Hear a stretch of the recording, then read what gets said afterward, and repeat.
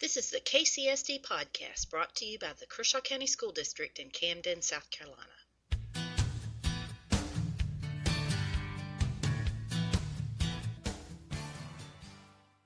Hello, it is January 18th. We're discussing the January 16th school board meeting. This is Julie Putnam, and I'm here with Superintendent Dr. Frank Morgan. How are you doing, Dr. Morgan? I couldn't be better, especially given the fact that we're back in school today. Absolutely. Did you make a snowman yesterday?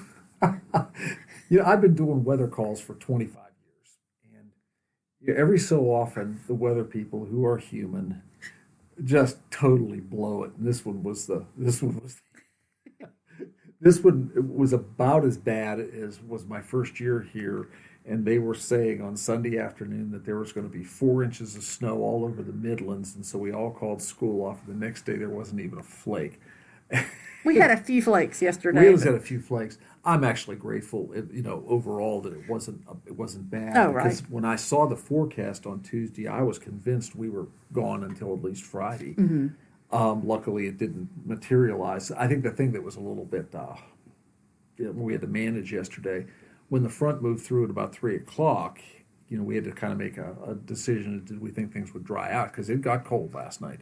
We have this little gun that we use to shoot road temperatures, because that tells you a lot. And the road temperatures yesterday afternoon, even up in Liberty Hill, which is the coldest place on earth, Mm-hmm. was 35 degrees. Well, this morning when we double-checked the roads to make sure that they were dry and we were okay, especially given with a 2-hour delay, the road temperatures were in the low 20s. I mean, it dropped. So anyway, we were really lucky. It stopped. It started drying out.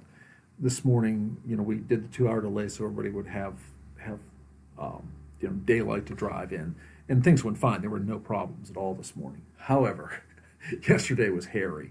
It was just hairy. And the day before, I was convinced we were just going to take a real big hit. Absolutely. Because it's rare that the television stations and the U.S. Weather Service, which we watch all of those, all pretty much matched. I mean, that was what was. This doesn't happen. Mm-hmm. So anyway, it was a pretty hairy day. Absolutely. And you spend the whole day watching the radar and looking at the roads and talking to SCDOT about, okay, are you treating the bridges? And if this is the last winter precipitation we have, except if it starts on Friday night at midnight and melts by Sunday morning, I don't want to see it anymore. That's I've had enough excitement. Absolutely. Oh, well, the school board, so we're a couple days behind talking about the school board meeting, but that's okay. The teacher recognition, the teacher forum did a nice recognition for the school board before the meeting. Tell me about that. This is School Board Appreciation Month, and goodness knows school boards need to be appreciated. I've said this over and over, and I'll keep saying that school board is the toughest, most difficult, most challenging public service job that there is. They get paid $75 a meeting in Kershaw County, which probably just barely covers all the stuff they have to buy and the meals they have to eat out and all those sorts of things. And it's just because when you're working with schools, you're working with our most precious asset, which is our children, and also the area about which people are the most emotional. Mm-hmm. So being a school board member is rough. Mm-hmm. It is just rough. So I always appreciate the fact that Teacher Forum does something nice for our board every year in January at the second meeting, and they did a nice little presentation and gave them some, nice little presents, and I think most especially though, I think it made the board members feel like somebody notices that they're really working hard to do all the good things that they want to do. Absolutely. So and again, I just go back to being on a school board is the most difficult public service job on earth, and I don't think people really recognize that. I say this over and over again. County councils and city councils and all the other things that they're called, depending on where you are, they deal with water, stuff and sewer easements and electrical easements and zoning, and all that is very important. Public safety, all of this is very important, but none of it is as emotional as your kids. Absolutely. And so I'm really glad that they did this. And I was really grateful. It was very clever recognition, and it was fun. That's terrific. Then when the board meeting started, there was a recognition for a donation from the Baptist Association. Well, in the summer, people call me all the time about donating school supplies for schools, and I really appreciate that. Make no mistake. But school year starts, people kind of move on to other things. But Pastor Ron Underwood, who's the director of the local Baptist Association, contacted me in December and said, "What do you need?" And I said, "Paper, pencils. I mean, that's what I need. Okay, all the time." And so and they had given us 10,000 pencils to start the year. Believe it or not, 10,000 pencils go real quick. Real fast. Real quick.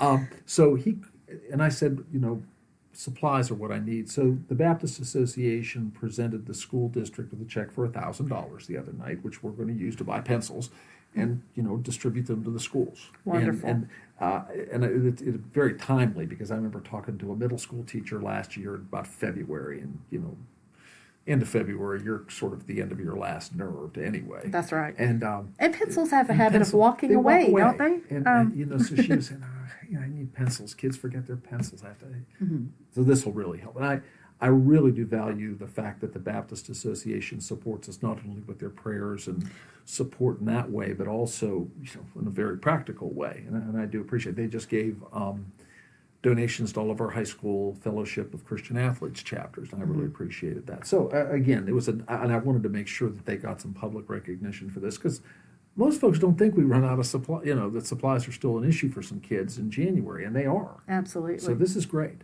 Fantastic. I was really excited about that.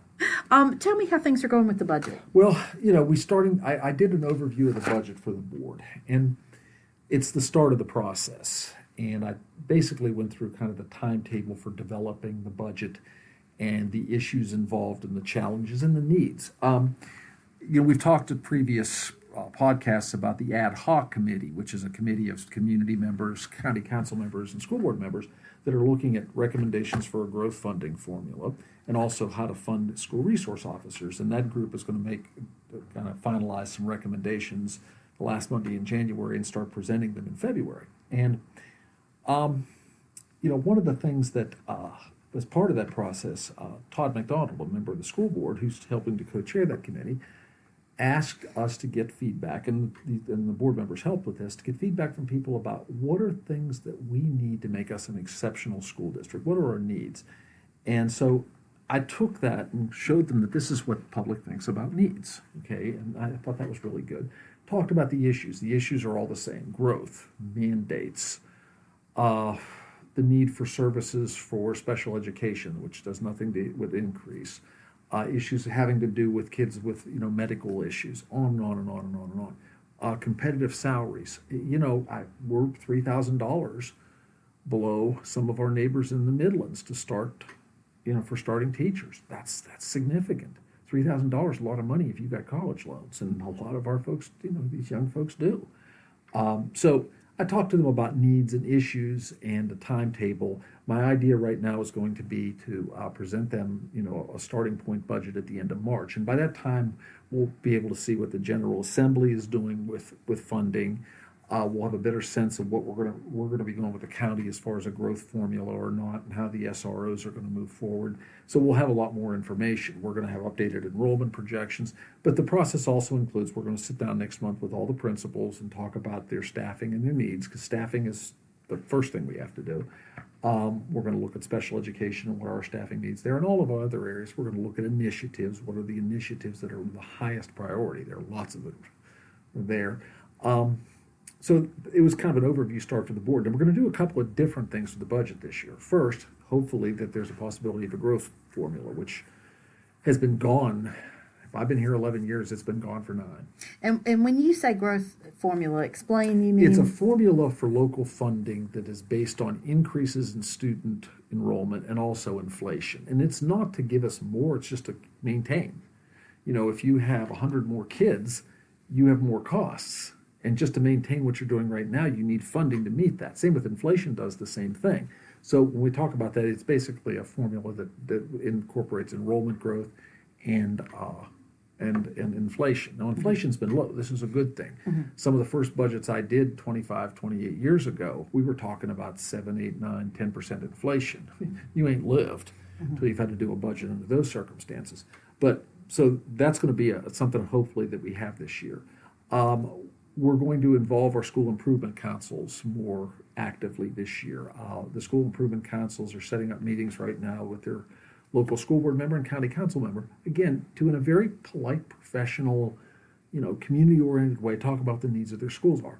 County council does not, have any impact as far as deciding the final budget, but county council has to determine what our funding level is. So it's important for them to understand things. I am going to probably I plan right now to develop two budgets, one that's balanced to projected revenues and one that's out of balance that maybe includes a couple of three critical needs. And so people can see, what we're not doing. And I'm also looking at, I'm pretty set on doing 2-year budgets for both.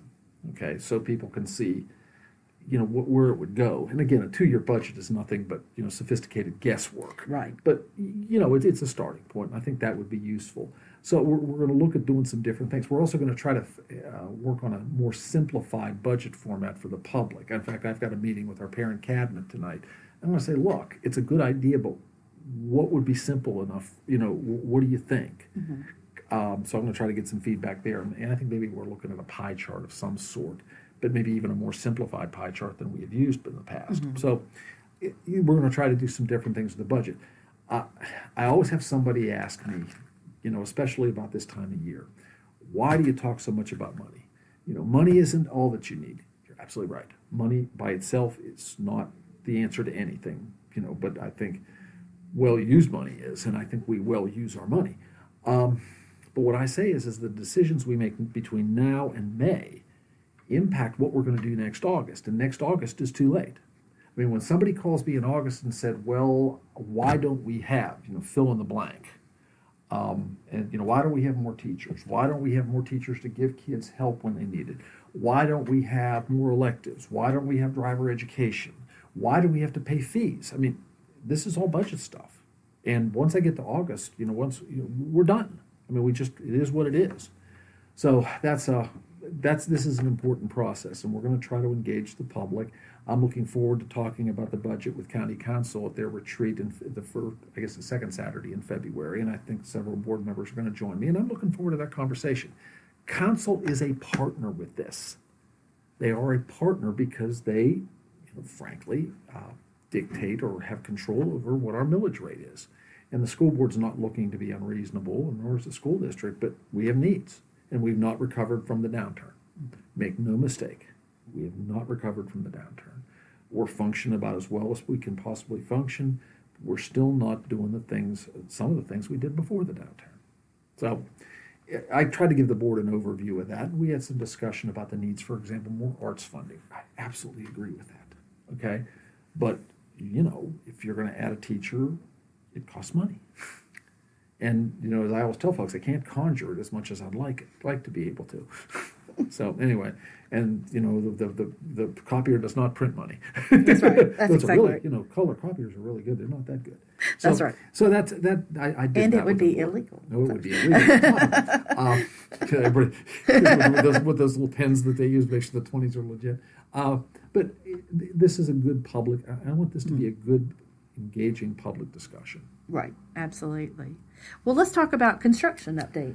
Well, we hadn't said much to the board for a month about construction. If you go to Watery Elementary, Lugoff Elementary, Camden Elementary, they are moving right along. We got a little slowed down with the cold weather because you can't put up cinder block or brick when it's real cold because the mortar gets compromised. And in fact, I worked in a district where up in Virginia that they had to take down a whole wall of an elementary school because the mortar had been done on when it was too cold, and that was a mess.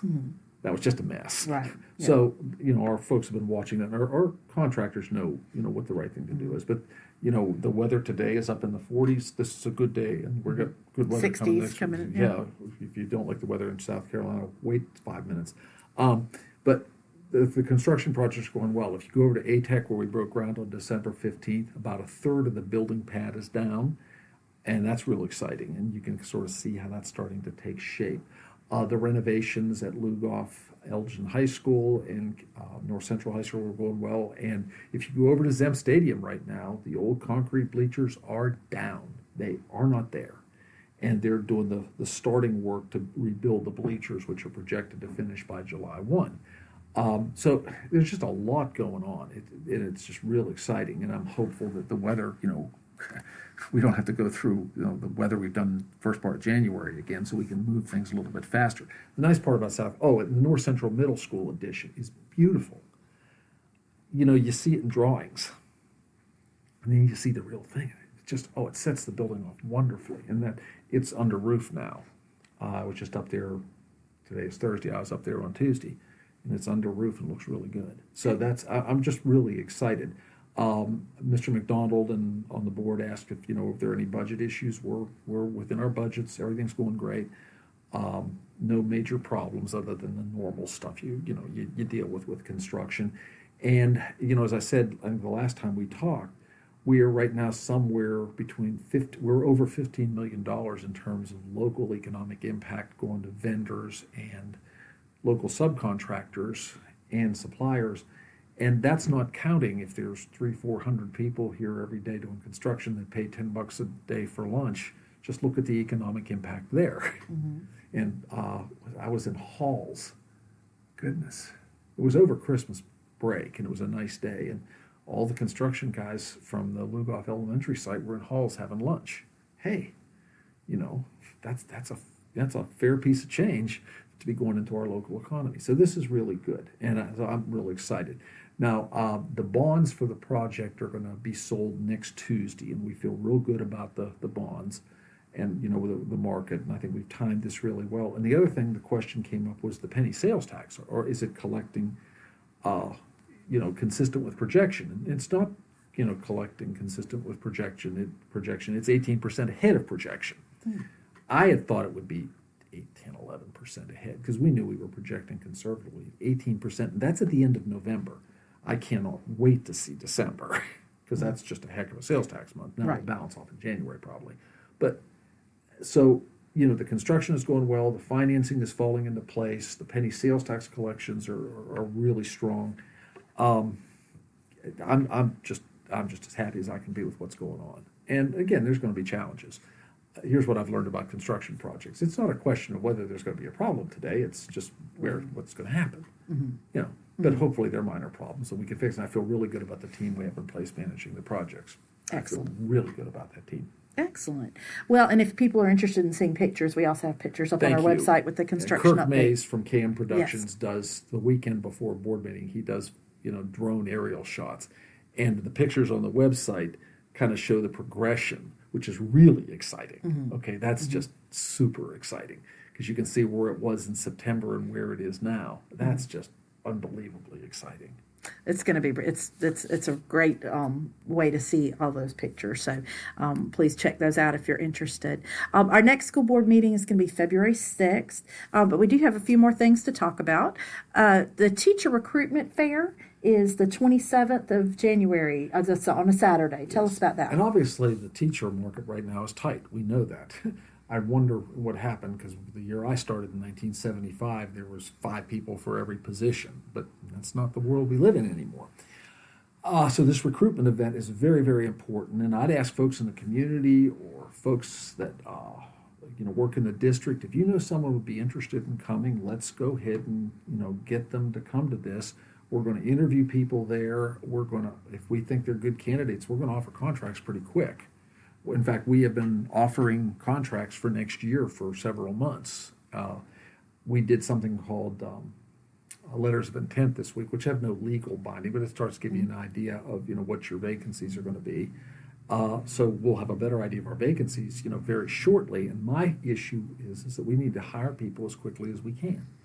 Hire good people, and the best time to do it is early along. Mm-hmm. So that's this event is very, very important. And we're looking forward to meeting all those new over teachers. Lugoff Elgin Middle, everybody's involved. You get a chance to meet all the principals, other administrators, and I think that's important because I think it puts I've been to recruitment events. You just walk in, and there's interviews. I feel like it's important for candidates or people that are interested to interact with the people in the schools. I really do think that. And that's why I think the way we have this event set up is really good. Good, excellent. Lugoff Elgin Middle School has been recognized. Do you want to? Well, there's an award from the State School Improvement Council office called the Dick and Tunky Riley School Improvement Council Award, and it recognizes school improvement councils for their excellence. And in fact, since I've been here, Camden Elementary's been a finalist. So is Doby's Mill Elementary, and Barron DeKalb won a few years back. I'll never forget that as long as I live. That was wonderful. That really was. Lugoff Elgin Middle School has been named an honor roll school, so it's one of 19 in the state that are still in schools in the state that are still in the running. And I guess they give an elementary, a middle, and a high school award, if I recollect. So That's right. there's probably one of about 6 middle schools that are still in the running.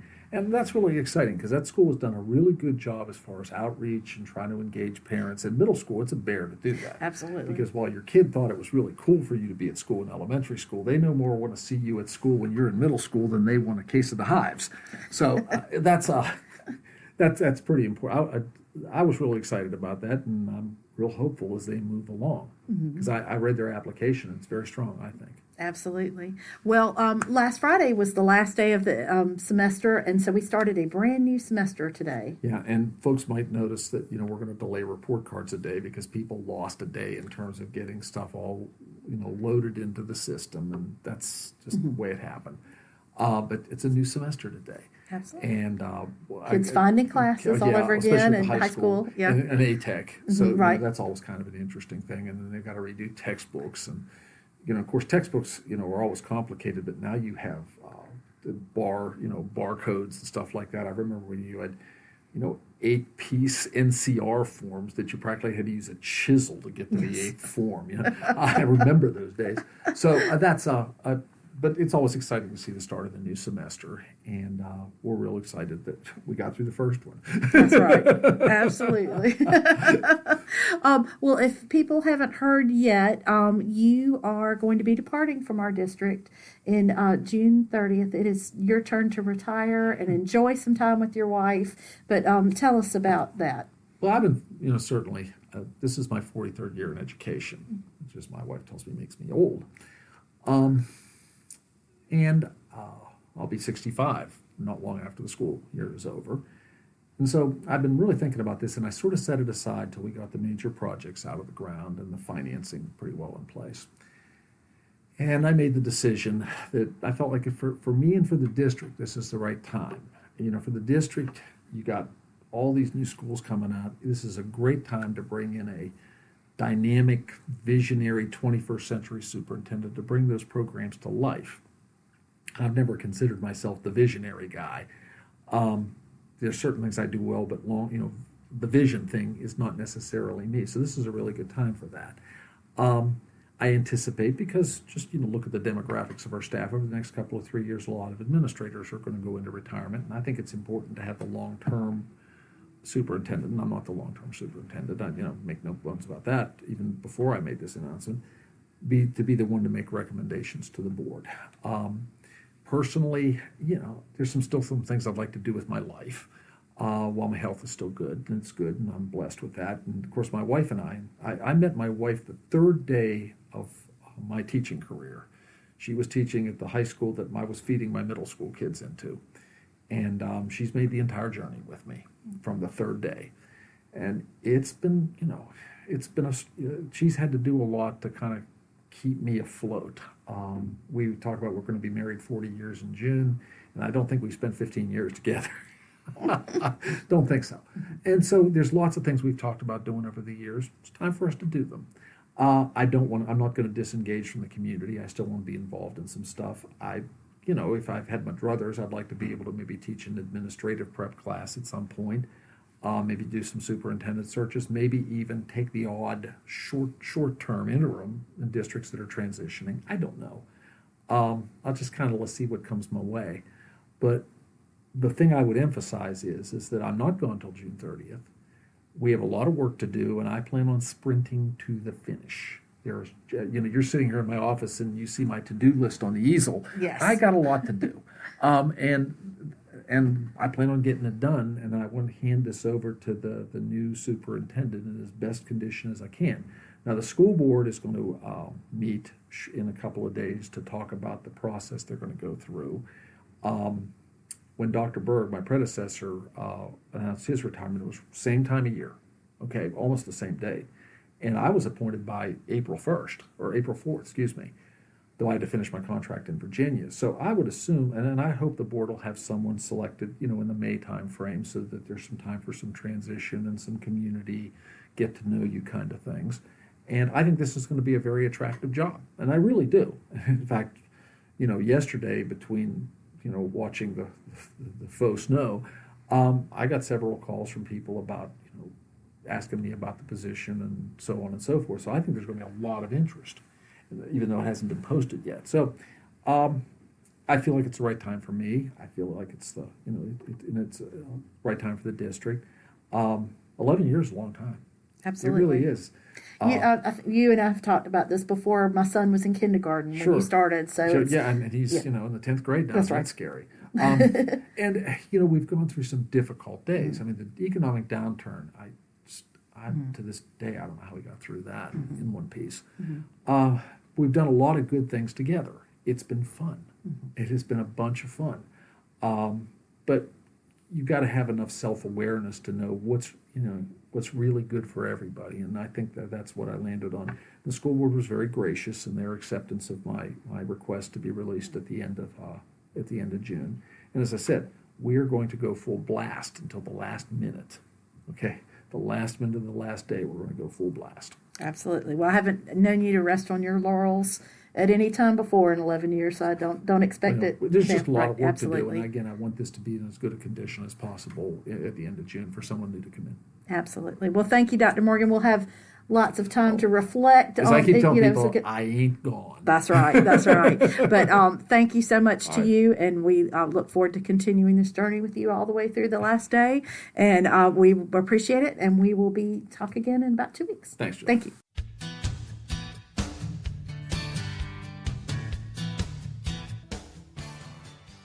Thank you for listening to the Kershaw County School District podcast. For more information about our school district, please visit our website at www.kershaw.k12.sc.us.